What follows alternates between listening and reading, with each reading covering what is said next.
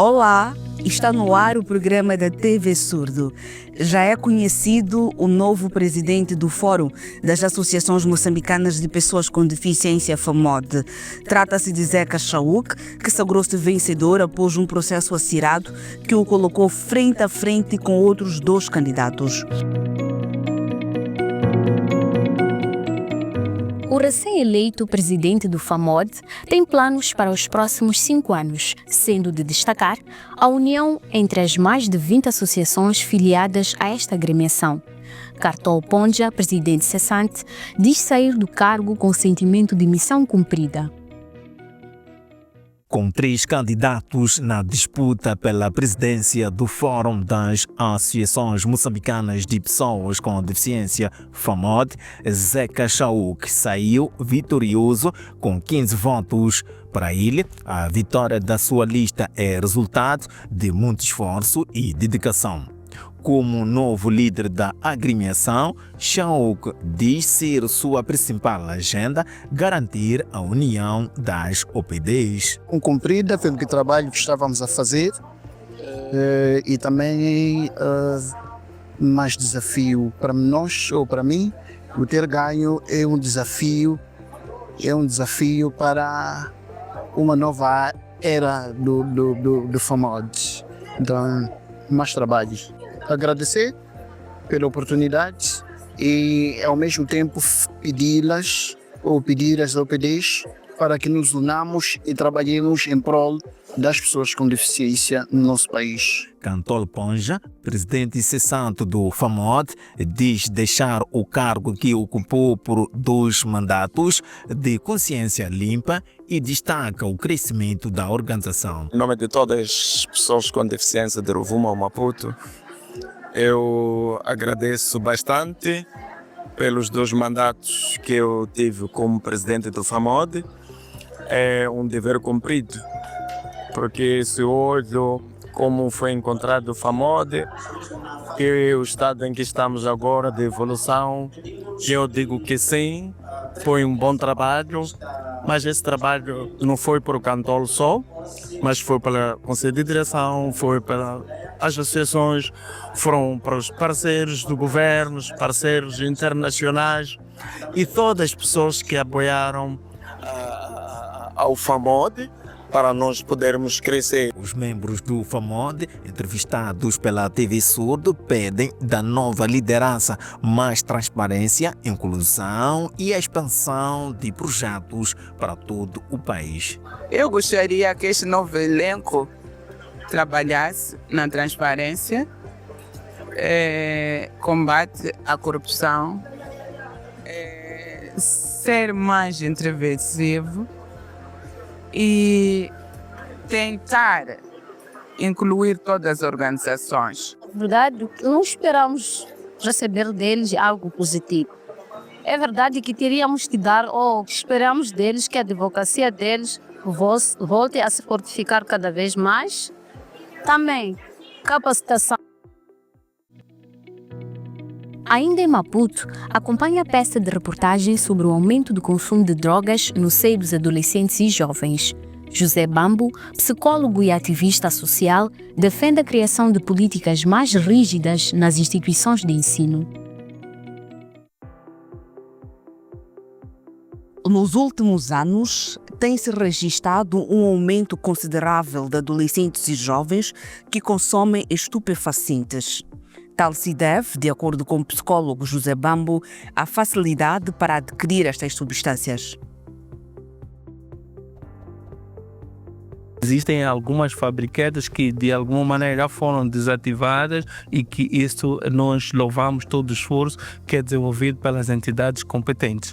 E o que notamos é que as questões relativas a esta evolução tecnológica, nós temos muita informação, mas há um problema aqui, é que muitas vezes a forma como a informação é passada sobre combate à droga, sobre a existência de droga e a forma como é interpretada essa informação, algumas pessoas, ao invés de combater, tentam experimentar e notamos isso através de filmes, notamos isso através de novelas ou outras formas de comunicação que existem, ao invés de olhar. Este fenômeno tem sido cada vez mais crescente entre os alunos, porque usam certas estratégias para introduzir a droga no ambiente escolar. No passado, algumas crianças e adolescentes disfarçavam, digamos, a entrada principalmente de bebidas alcoólicas ou outro tipo de droga através do pão. Metiam no pão como se fosse parte, digamos, do recheio do pão, mas na verdade enquanto eram substâncias ilícitas. E hoje as crianças, alguns casos que nós já reportamos ao longo do país, já entram de forma descarada, metem nas garrafas de refrigerantes ou de sumos e vão consumindo. E esta situação nos preocupa porque afeta o desenvolvimento psicológico, cognitivo, e isso pode afetar todo o psíquico da criança e que vai afetar a memória, vai afetar. O consumo de drogas está a aumentar em todo o mundo e isso preocupa bastante. Há cada vez mais jovens envolvidos nesta prática, incluindo mulheres e homens. A pergunta que não quer calar é: será que as pessoas com deficiência sabem o que são drogas? Não sei de quem é o dever de explicar e ensinar os jovens sobre o assunto, mas há necessidade de se ensinar as crianças e os jovens sobre os perigos por detrás do consumo das drogas. Eu já vi bebida alcoólica, mas outras drogas nunca. Não sei o que são drogas. Os meus pais nunca me explicaram nada. Mas nem todos os surdos desconhecem a existência deste tipo de substância nociva e dizem já ter aprendido sobre os perigos do consumo dentro da sala de aulas. Os pais devem ter atenção com os filhos, cuidar com amor e ensinar que as drogas não são boas. O meu professor já chamou a atenção e disse que tenho de ter cuidado e não usar drogas. As drogas que eu conheço são cocaína, bebida alcoólica, cerveja. Outros injetam nas veias, fumam ou usam em forma de comprimido. Por isso, Bambu diz ser fundamental o envolvimento dos pais no controle e fiscalização do que os filhos fazem fora de casa. Todos nós, os pais, devemos ficar atentos em relação àquilo que as crianças consomem na escola, aquilo que as crianças acabam tendo como lanche. Vejamos, algumas escolas fazem esforço que as crianças ou adolescentes, quando entram para o recinto escolar, é trancada a porta. Só sai no final das aulas, uma atitude positiva. Mas o que acontece é que estas crianças, quando vão para a escola, seja ele o lanche que o pai dá, às vezes não usam esse lanche, compram um lanche fora. Alguns pais não dão dinheiro, mas... Outro assunto não menos importante que preocupa as pessoas com deficiência está ligado aos efeitos das mudanças climáticas. Com vista a difundir informações no seio deste grupo social, a TV Surdo e o NGD, no âmbito do projeto Diversidade e Inclusão, promoveram uma sessão de formação em mudanças climáticas. A primeira asignação talvez seria comunicar a outros meus próximos que estejam ao redor de mim. A segunda opção seria realmente orientado, se eu for, mesmo que não seja do comitê, como pessoa e querendo salvar vidas, orientaria essas pessoas a um dos centros de acomodação ou centro de trânsito. E a terceira questão, lutaria pela equidade, pela inclusão das pessoas, dar primazia às pessoas com deficiências. É desta forma que pessoas com deficiência, idosos e pessoas vulneráveis pensam sobre mudanças climáticas, após passarem por capacitação em gestão de desastres naturais. Segundo o NGD, é fundamental que estes comitês incluam as pessoas com deficiência, pois permite que estes saibam como agir diante de uma situação de mudanças climáticas. A melhor estratégia para a prevenção de desastres naturais é disseminando informação. É muito importante que as nossas comunidades estejam preparadas para fazer face a qualquer fenômeno que possa ocorrer. através dos comitês de gestão de risco de desastres, nós difundimos informações que é para eles estarem preparados para qualquer fenômeno em que for ocorrer, eles possam estar aptos, treinando, capacitando pessoas com deficiência, vai fazer com que elas sintam-se parte integrante da nossa sociedade. O INGD, através da Divisão de Salvaguardas Sociais e Ambientais, criou esta divisão em que visa fazer face junto das ONGs e que tem trabalhado em colaboração para que de hoje em diante as pessoas com deficiência possam se defender num momento de emergência. Sim. Os trabalhos do INGD na província de Inhambane são implementados em quase todos os distritos, pois esta província possui uma longa costa e é bastante suscetível a eventos extremos. Desastres mais comuns são ventos extremos, questão de chuvas, sim, questão de seca. Tivemos alguma experiência agora com o fenômeno de Min, onde afetou os distritos de Mabode, Pinhalouro e Panda, são distritos árvores da província de Inhambane. Os riscos, como tal, são mais para áreas costeiras. Essas são as que são sítios mais arriscados, sim. Então, questão de vulnerabilidade são mais para famílias que não têm acesso, que não têm poder. Essas é que mais sofrem vulnerabilidade. Muyanga agradece o fato de atualmente as comunicações produzidas pelo INGD e INAM serem mais abrangentes, mas lamentam o fato de ainda prevalecer certo ceticismo por parte de muitas pessoas. Temos agora muita vantagem de nos ser informados antes e para não nos surpreender. Diferentemente do antes, por exemplo, há 10 anos atrás, não tínhamos essa informação, só víamos o vendaval, se for o caso. Então aqui as coisas eram mais difíceis. Mas agora, toda outra situação é da negligência das pessoas. Está informado, mas ele quer acreditar vendo. Então esta é a situação da negligência das pessoas e não de falta de conhecimento.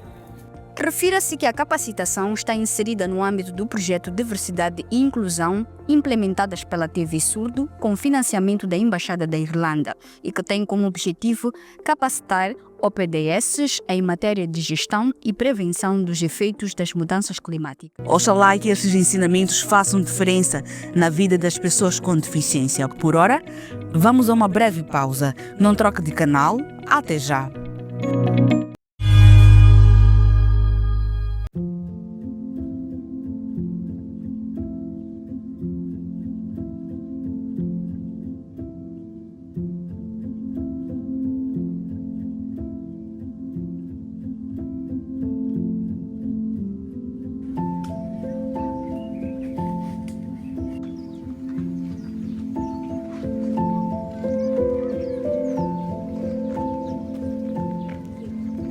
Amiga, estás muito bonita. Para onde é que vais? Estou à espera do Jorge. Vamos ao hospital. Quem está doente? Ninguém. Decidimos ser pai. Vamos lá buscar mais informações. Uau! Mas Ana, eu tenho 2 filhos e não precisei de ir à unidade sanitária para saber se posso ou não engravidar. Acontece, amiga. Mas é sempre bom aproximar-se ao posto médico para ter mais informações. Lá encontrará médicos que vão te receber, dar-te informações de como conseguir com a sua gestação. Isso será seguro para ti e para o seu bebê. Interessante.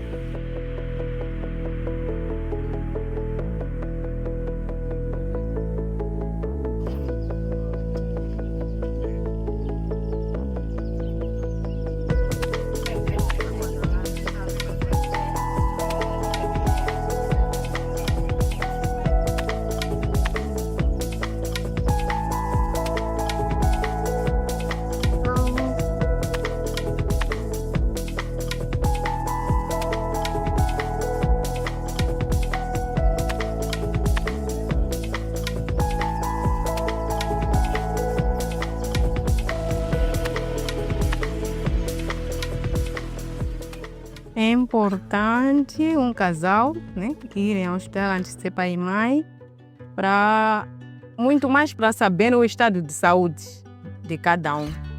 Por exemplo, a mulher ou o jovem, um deles pode ter algum problema, né?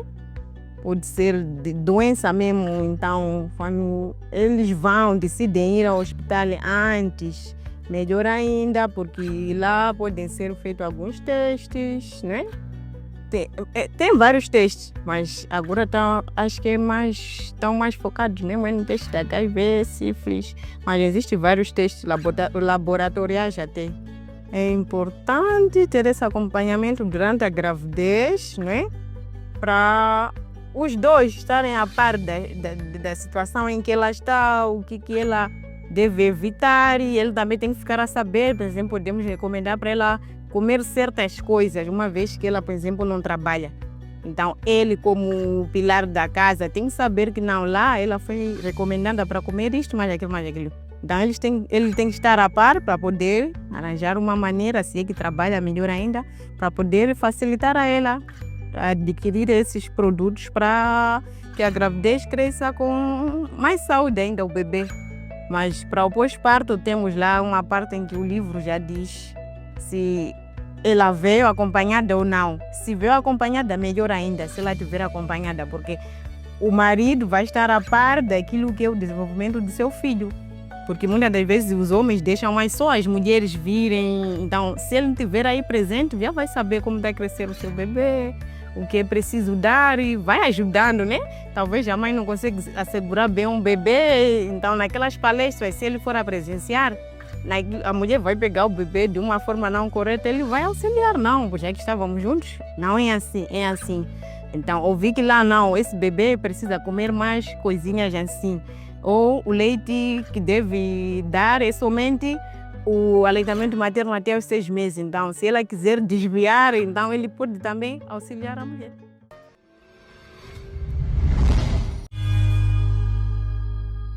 Olá, bem-vindo e bem-vinda à segunda e última parte do programa da TV Surdo. No primeiro bloco, partilhamos diversas informações, sendo de destacar a eleição do novo presidente do FAMOD e o aumento do consumo de drogas no seio dos adolescentes e jovens. Falamos também sobre a capacitação de organizações de pessoas com deficiência em mudanças climáticas. Para começar o segundo bloco, vamos conhecer a inspiradora história de Fina Salomão, uma jovem com baixa estatura que desafia limites da sua condição. Começou a aventura no mundo dos negócios como agente de registro de cartões SIM e viu a necessidade de fazer crescer o seu negócio.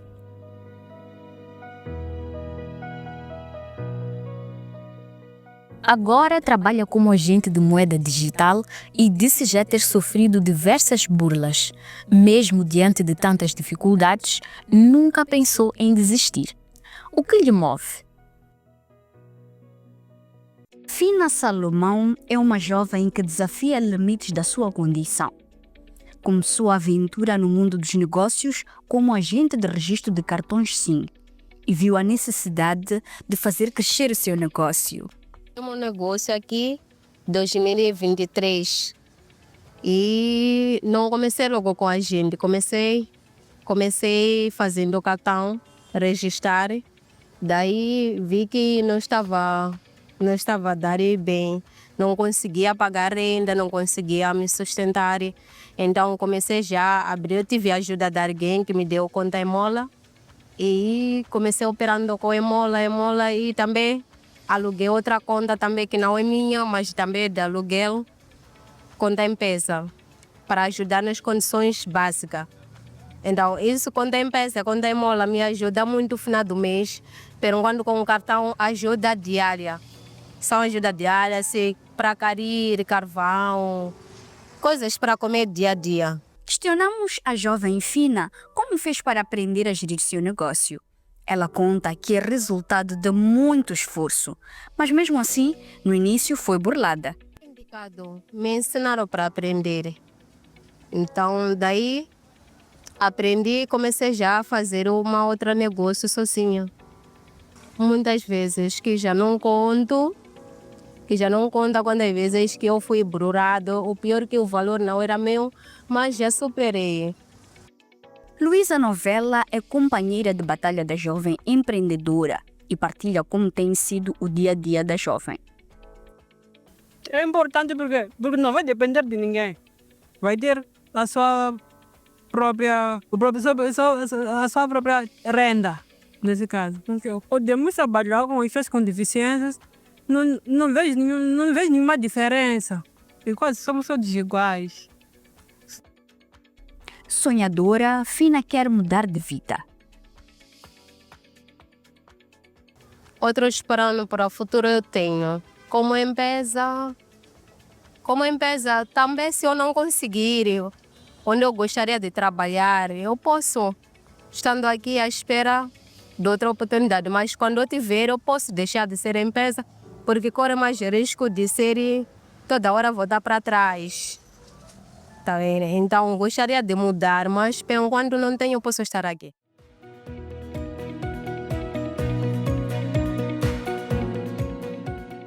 A auscultação contou com a participação de um pouco mais de 50 membros do OPDs da província de Cabo Delgado. Mais detalhes na peça que se segue.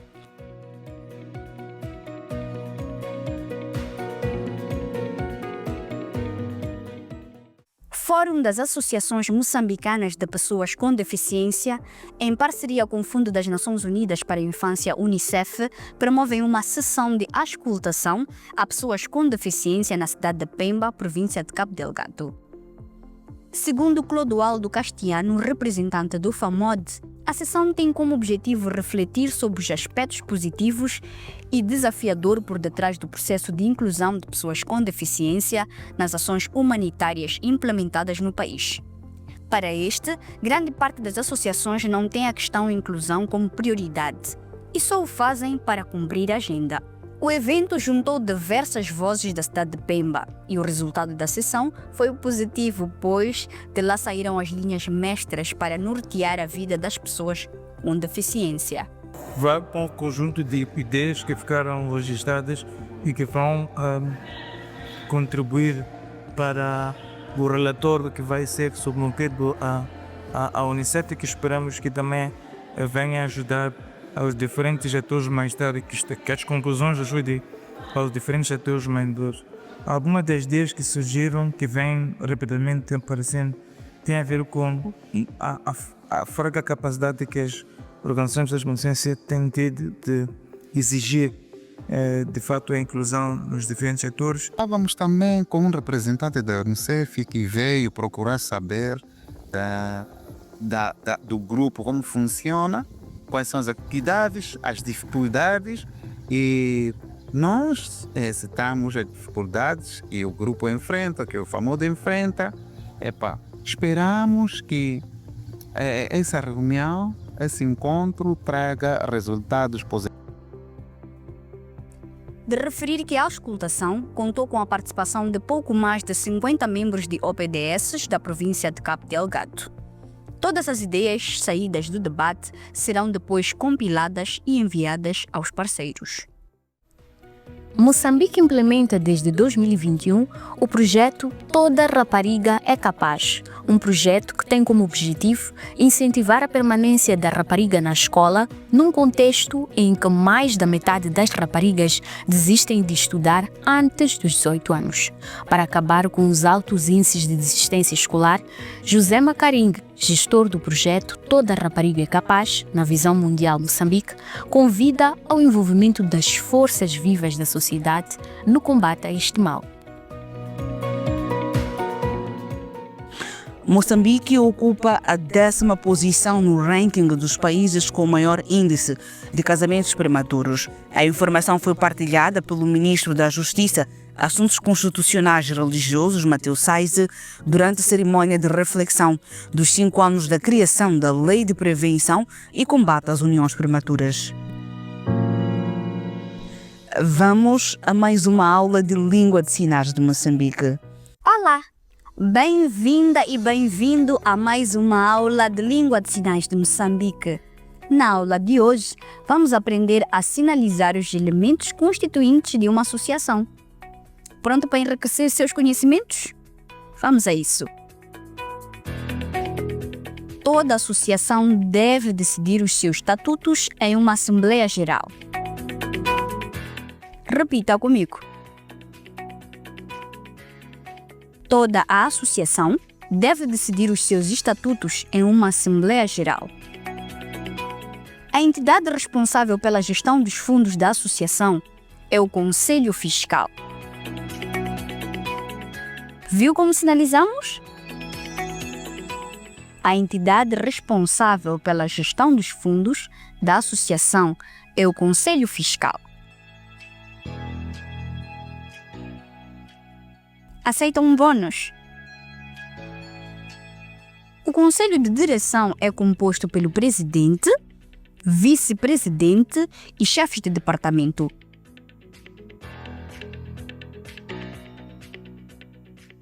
Vamos sinalizar mais uma vez.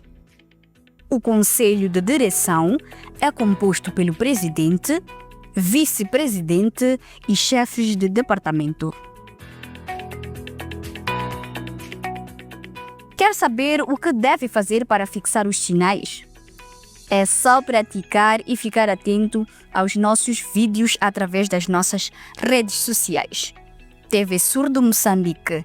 Até o próximo vídeo. O nosso programa termina por aqui. Obrigada pela atenção dispensada. Voltamos a ver-nos daqui a 7 dias. Veja este e outros conteúdos nas nossas redes sociais. Somos a TV Surdo Moçambique. Até ao próximo programa.